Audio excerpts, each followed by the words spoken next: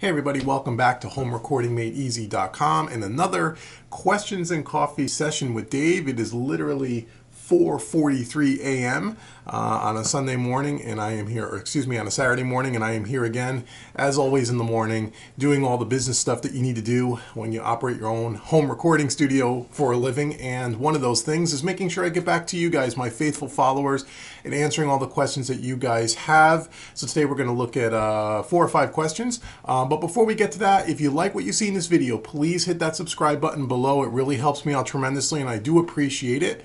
Also, head out to Home Recording Made Easy out on Facebook and follow me there, as I'm always putting up content on Facebook that isn't always a part of YouTube. And lastly, for more tips, tricks, concepts, and training around everything home recording, be sure to head out to HomeRecordingMadeEasy.com and check out the Quick Mix series and the Made Easy series, as they will help you bring your mixes to the next level, I promise you. And also, one more thing on HomeRecordingMadeEasy.com. Right on the homepage, if you look to the left side of the homepage, you'll see that there's a VIP email sign-up box. And if you sign up for my email list, you will receive 5 free training products instantly just for signing up. And you also will always receive discounts and special pricing on my training products that are not made to the general public several times throughout the year. It's an excellent way to save money and get excellent training at a much lower price than what the general public gets it for. So be sure to sign up for the email list if you haven't done so already. So now let's take a listen, or let's actually take a look at question number 1. Hope you have your cup of coffee, and let's have this cup of coffee together and answer some of your questions. So let's head on over to question number 1. Okay, question number 1 comes from Davis, and Davis writes in, "Hey Dave, I'm a big fan of yours. My simple question is, what bus compressor would you recommend for electric guitars? I have the Slate Digital Everything bundle, as well as the UAD compressors that come standard with the quad unit. Thank you for all you do, Davis." Well, thanks, Davis, for writing in. Well, when we talk about bus compression, or just a compressor in general for electric guitars, again, it really depends on the guitar track that I'm working with. It could be if it's an electric acoustic, or if it's an electric distorted, or an electric clean. Does it have humbucking pickups? Was it a single coil type guitar? What kind of amp was used? You get the point. There is no one size fits all for compressors for any track. But what I will say is my compressor that I typically lean towards when I'm working with electric guitars, especially distorted electric guitars for like rock music, is typically the LA3A. Now, Universal Audio makes one, and I have the Universal Audio one, and I also have the CLA3A by Waves, which is the Chris Lord Alge version of the LA3A. And I tend to like that a little bit better than the Universal Audio one. It tends to have a little more color and a little bit more vibe to it, I feel. And that's what I typically will lean towards, is the LA3A for electric guitars. As far as the Slate Digital plugins, you can always try, obviously, the FG76, which is the 1176 version, which is really great. And even the FG401, the red compressor that Slate Digital has as part of their Everything bundle, is a great compressor too. So what I would say is experiment. There is no one-size-fits-all, like I said, but to answer your question, more times than not, I find myself leaning towards the LA3A for electric guitars, especially distorted electric guitars. So I hope that answers your question. Thanks again, Davis, for writing in, and now let's head over to question number 2. Okay, question number 2 comes from Phil, and Phil writes, "Hey, I'm just starting out as a mixing engineer, trying to do this in my spare time with the view to making it as a career. I am contacting bands and going to gigs to meet people. How do you go about finding clients? I know your YouTube will play a large part in attracting people, but I'm interested in your thoughts. Many thanks, Phil." Well, Phil, thanks for writing in. I get this question an awful lot, talking about clients and folks like yourself that are either doing this part-time or trying to do this full-time or just trying to make some extra money on the side. And the number one question I get when we talk about the business side of it is, how do I get clients? And I've done some videos on my YouTube channel already. They're in a playlist called, I believe it's called The Studio Biz. I believe it's the name of the playlist. If you go in there, I have a couple of videos that kind of discuss this. But quickly, to kind of maybe summarize some of what I've said in those videos in a lot more detail, is it sounds like you're on the right track. If you're going out in your local area and meeting bands and meeting musicians, that's probably the best thing you can do, is get out of your studio, get out into the local scene and meet the musicians in your area, especially if you're looking to be a tracking engineer and you want to record artists. That's the best thing to do. Get yourself some business cards, get out there like a politician, shake hands and kiss babies, so to speak, and meet as many musicians as you can. So that's a great way, and that's probably the most effective way. You know, anytime you can actually go shake someone's hand and meet face to face and look somebody in the eye, that's a great thing. Now, the other thing you want to make sure that you have, if you don't have already, is you want to have a website, something aside from Facebook, something aside from YouTube, your own website that has you know, some information about yourself, some general contact information, but most importantly, you want to have a portfolio page or a sound sample page to kind of show people so what kind of work and what kind of quality of work they can expect when coming to your studio.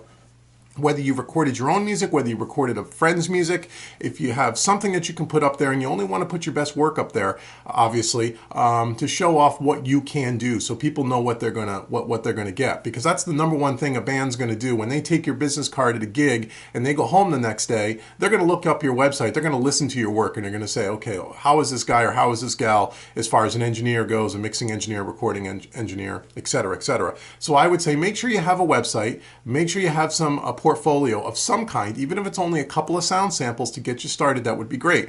Now, if you don't have any of those things because you're just starting out, then I would say, again, go to your local, your local venues and meet bands like you're doing, and I would offer to record an artist for free to get some of that sound samples and some of those portfolio samples that you need for your website. Find artists that you enjoy, find artists that are good or bands that are really good, really tight, really polished, and offer to record a couple of songs for them for free. I did that for the first year that I was in business. I recorded everyone I possibly could, and I only tried to work with very good artists if I could find good artists. I didn't work with a sloppy band that didn't have their act together. Because 75% of a great mix and a great recording is the musicianship, and that is true. So you want to try to find good artists, you want to meet them face to face, you want to give them your business card with some contact information, with a website so they can go out and they can check out your work. And if you don't have anything to put on your website as far as work goes, try to do some recordings for free, for friends, for family, for local artists that you feel are really talented, even if it's just one song, and part of the negotiation is you'll record them for free and they'll allow you to use that recording on your website. And if you do that and you keep networking locally in the scene, you will find clients. The other thing you can do is use social media like Facebook and such. That's great too. YouTube, for me, from a recording engineer, really didn't help me much as a recording engineer because I was only dealing with local artists. But yes, if you have a YouTube channel, YouTube helps attract people as well. I've gotten a lot of work from a mixing and mastering standpoint from people who have found me via YouTube. So that's another great way as well. So it sounds like, Phil, you're on the right track. I think if you keep doing what you're doing and you get out there consistently and you just keep pounding the pavement, you will find clients, and then it'll become a word of mouth thing. So I hope that answers your question. If you need any more help or have any more thoughts, you can certainly shoot me another email and I'll try to help you a little further. But again, go check out the playlist, the Studio Biz, and I have a couple of videos already that talk about this topic for about 30 or 40 minutes, and there's other tips and ideas that you can try to help employ to help you get more clients. So thanks again, Phil, for writing in. So now let's head off to question number 3. Okay, question number 3 comes from Greg, and Greg writes in, "Hi David, I was wondering if you can help me. I bought a 1 terabyte hard drive so I don't lose everything on my laptop, and now I can't seem to transfer a playable file to a USB stick. I set up the file so that it was running off a Seagate hard drive. When I export the song to an MP3, it'll play fine on my Mac, but it won't play onto but when I put it on a USB stick, it doesn't seem to read." Greg. Well, Greg, thanks for writing in.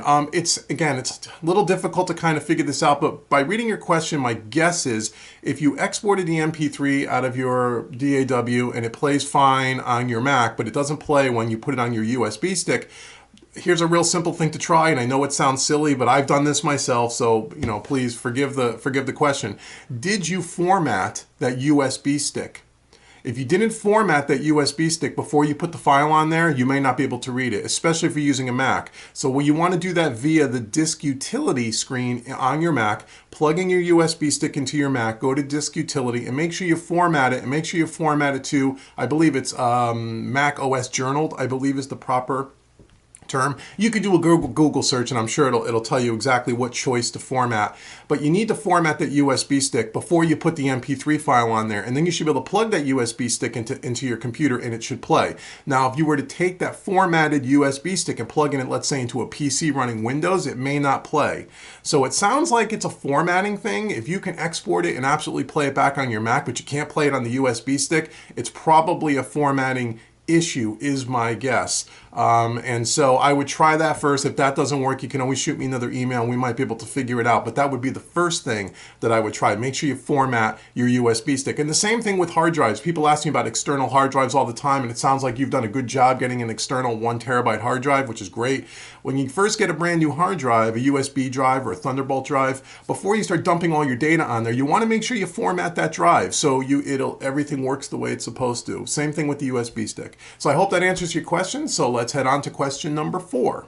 Okay, question number 4 comes from Robert, and Robert writes, "Hey David, just purchased your Mixing Made Easy Volume 1 and Volume 2. So far I'm really getting a lot out of it, and I'm looking forward to this new world of mixing music. I write and record music with my wife." Well, that's great, Robert. Thanks for purchasing the products, and I'm glad it's helping you, and I'm glad you and your wife are working on music together. That's awesome. Thank you so much for your patience and willingness to help us newbies. Thank you very much for supporting the product line, Robert. Anyway, when I import the audio stems into Studio One Pro and start mixing with you, my cache light starts flashing in a circular motion. Am I doing something wrong? Any idea about what might be causing this issue? Talk to you soon, Robert. Well, Robert, I think I even responded to you in an email to get a little more detail before I answered this question. So it sounds like when you're bringing in your audio files into Studio One Pro, you're bringing it in and the cache light, I think you mean the activity light just keeps spinning, like it's just the computer, it's thinking. It's like the little pinwheel just keeps spinning and spinning, and you're not getting all the things imported. I don't know how many files in Mixing Made Easy Volume 1 and Volume 2 there are. It's been a while since I've done those products, but I'm sure there's at least 20 or 30 tracks in each one of those sessions. So what I would recommend is, although you're supposed to be able to go to the browser in Studio One, highlight all the files and drag them all in at once, you might be trying to take in too many files at once. And depending on your computer, depending on the processor speed, the memory, and a whole host of other computer technical issues, that might be the problem. It may be trying to do too much at once.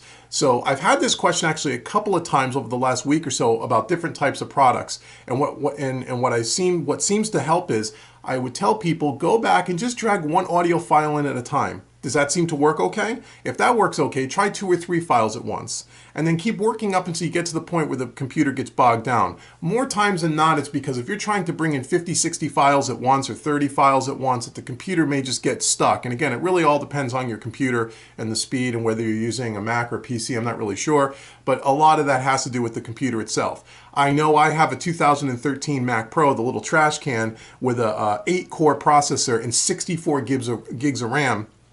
And I could drag 30 files in without too many issues. But that's a horsepower, a real big horsepower of a machine. But if you're using just a regular old dual-core or quad-core processor with 8 or 16 gigs of RAM, trying to drag 50 files in at once might be too much. Now again, these are not MP3 files. Also, make sure you understand, with all the Made Easy products, they give you high resolution WAV files. So the audio files are large in size, they're not small. So I would say, try dragging in 1 file at a time. If that seems to solve the issue, try 2 files at a time, then 3 files at a time. You get the point. And see where your computer starts to bog down. And my guess is you're just trying to drag in too many files at once. So let me know in an email how that helps you, if you figured out this problem before watching this video, and what the solution was, because it would be great. Because every now and again, like I said, I do get this question, and that's what I kind of recommend as the first thing to kind of try. So thanks again, Robert, for writing in. Now let's head off to the last question for this video, question number 5. Okay, question number 5 comes from Rhonda, and let's take a look at what Rhonda has to say. Great cup of coffee first thing in the morning, this early. Hope you have your cup of coffee too. Let's look and see what Rhonda writes. And Rhonda writes, "David, you have the best videos." Well, thank you, Rhonda. That's a very nice way to start off an email. Thank you so much for creating them and helping us out. You're very, very welcome, and I appreciate you and everyone else who supports both the Quick Mix, the Made Easy products, and my YouTube channel. I've said this before and I'll say it again. Without you guys, there is no way I can do what I do here, and I really do this for you. So thank you. Don't thank me, thank you. I appreciate it, and I really do. So I have a question. Well, let's see what you got to say.